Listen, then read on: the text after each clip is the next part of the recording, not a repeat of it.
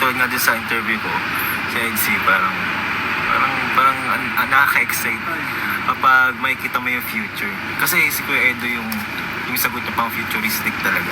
Sa kanilang dalawa naman ni Sa kanilang dalawa. ni Beyonce. Beyonce. Parang, ano po yun, parang may aasahan ko talaga kasi. Grabe bulong yun. So parang may yung plano ni Edo is kasama si Beyonce sa future. Kasama talaga. Kahit yung tanong ko direct lang sa kanya, sinasama niya si Beyonce. Wow, so talagang sa lahat ng mga bagay or plano ni Edo, naisip niya si Beyonce. Naisip niya si Beyonce. Kasi di ba tawagan nila is hubby and wifey? Hubby and So wifey. napakalalim na nun. Parang yun yung mga pang relationship na pang matagalan na yung ganong call sign. Pang lifetime. Grabe din kasi yung ganong endearment, di ba? Oh, tama. Diba? Endearment, tama So kasi. napakalalim nun. So pang ano talaga, pang future na ang kanilang Talaga, yun yung iniisip. looking forward sa future. Siyempre, patiently waiting naman si Kuya. Okay. Si Edo napaka niya, matsagayan, Phil.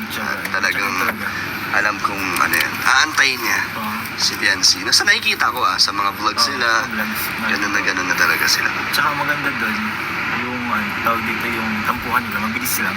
Ba't sila nagtatampuhan? Ha? Ba't nagkakaroon Katulad na? ng dati, di nakatin si Kuya Edo sa binyagan. Nagtampo si Beyonce. Wala ka, Pero nasuyo naman agad. nasuyo agad. Marupok pala. Ha? Marupok pagdating kay Edo. yung ano niya, yung pagtampo niya, parang ano lang, parang gaganahan ka magsuyo. Oh! May ganun kasi na ano yun, na Okay. tampo na gaganahan ka magsuyo, tatamlayin ka magsuyo kasi palaging tampo ng tampo. Pero siya iba yung suyo niya, guys. Parang gaganahan talaga si Kedo Magsuyo. magsuyo. Kasi sweet eh. Talagang pipilitin niyo maging okay. Maging okay sa mismo sa araw na yun. Hindi na papabukas. Ay, grabe. Yun. Grabe naman po, mga ka-EDC. Ano yun? Wala mo, guys. Okay.